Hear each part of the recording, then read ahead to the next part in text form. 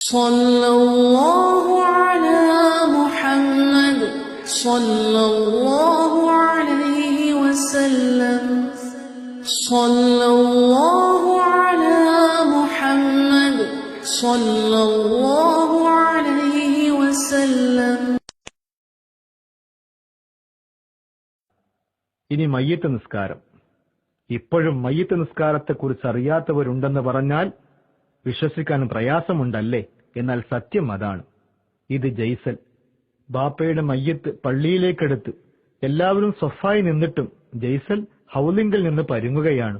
എന്താണ് കാരണമെന്ന് പറയേണ്ടതില്ലല്ലോ. ജയ്സലിന്റെ ഗതി നമുക്ക് വരാതിരിക്കാൻ മയ്യിത്ത് നിസ്കാരം പഠിക്കുന്നത് വളരെ നല്ലതാണ്. ഏത് നിമിഷവും ഇതിന്റെ ആവശ്യം വരാം. മയ്യിത്ത് പുരുഷനാണെങ്കിൽ തലഭാഗത്തും സ്ത്രീയാണെങ്കിൽ ഉദരത്തിന്റെ ഭാഗത്തുമാണ് ഇമാം നിൽക്കേണ്ടത്. ആദ്യമായി നിയ്യത്ത്.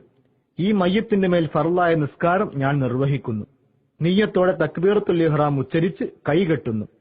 ഇത് മയ്യിത്ത് നിസ്കാരത്തിലുള്ള ഒന്നാം തക്ബീർ.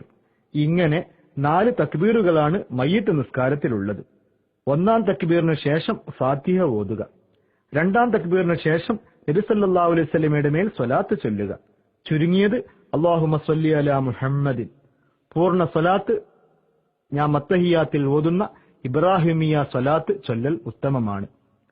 മൂന്നാം തക്ബീറിന് ശേഷം മയ്യിത്തിന് വേണ്ടിയുള്ള പ്രാർത്ഥനയാണ്. ഇവിടെയാണ് പലരും അങ്കലാപ്പിലാവാറുള്ളത്. അല്ലാഹുമ്മ ഗഫിർ ലഹു എന്നെങ്കിലും മറക്കാതിരിക്കുക. ഇത് ചൊല്ലിയാൽ ബാധ്യത വീടി.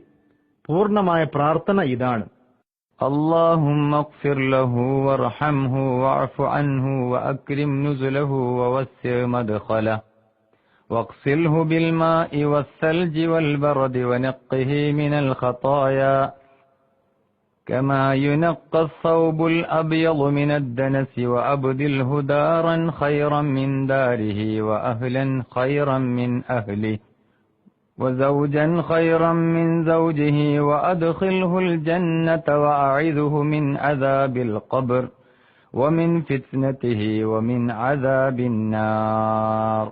നാലാം തക്ബീറിന് ശേഷം ചൊല്ലൽ സുന്നത്തായ ദുആ: اللهم لا تحرمنا أجره ولا تفتنا بعده واغفر لنا وله ربنا آتنا في الدنيا حسنة وفي الآخرة حسنة وقنا عذاب النار.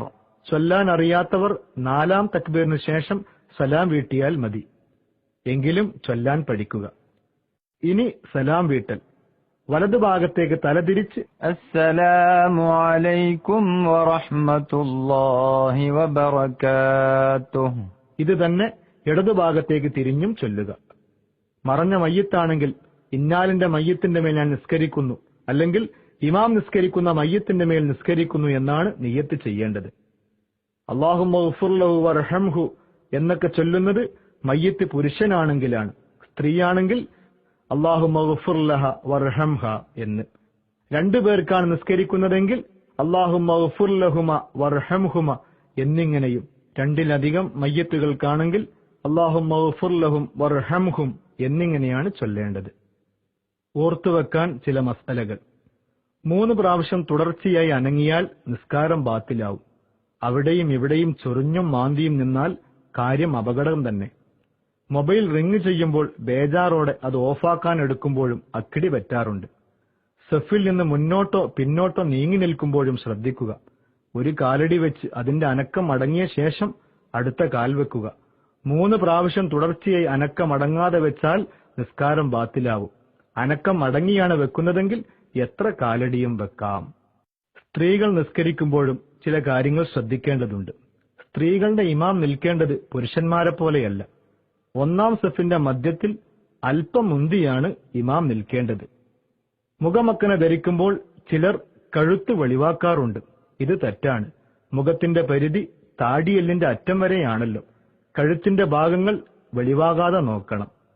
സമിയല്ലാഹു ലിമൻ ഹമിദ എന്ന് പറഞ്ഞ് കൈ ഉയർത്തുമ്പോൾ മുൻകൈയിന്റെ ഭാഗത്തു നിന്ന് നിസ്കാരക്കുപ്പായം താഴേക്കിറങ്ങാറുണ്ട്. തണ്ടൻ കൈ കാണുന്നു. ഔറത്താണിത്. ഇങ്ങനെ വെളിവായാൽ നിസ്കാരം ബാത്തിലാണ്. മുൻകൈയിന്റെ ഭാഗം ബട്ടണോ മറ്റോ കൊണ്ട് ഭദ്രമാക്കേണ്ടതാണ്. സുജൂദ് ചെയ്യുമ്പോൾ കാൽ ഒരിക്കലും പുറത്ത് കാണരുത്. നിസ്കാരക്കുപ്പായത്തിന്റെ ഉള്ളിൽ തന്നെയായിരിക്കണം. സ്ത്രീകൾക്ക് ഇമാമായി സ്ത്രീക്ക് നിൽക്കാം. മഅ്മൂമുകളിൽ പുരുഷന്മാരുണ്ടെങ്കിൽ കുട്ടികളാണെങ്കിൽ പോലും സ്ത്രീക്ക് ഇമാമാവാൻ പറ്റില്ല. പരിപൂർണമായ രീതിയിൽ നിയമങ്ങൾ പാലിച്ചുകൊണ്ട് നിസ്കരിക്കാൻ സർവശക്തനായ റബ്ബുൽ ഇസ്സത്ത് നമുക്ക് തൗഫീക്ക് നൽകുമാറാവട്ടെ. ആമീൻ. വാഖിറു ദഅവാന അനിൽ ഹംദുലില്ലാഹി റബ്ബിൽ ആലമീൻ. അസ്സലാമു അലൈക്കും വറഹ്മത്തുള്ളാഹി.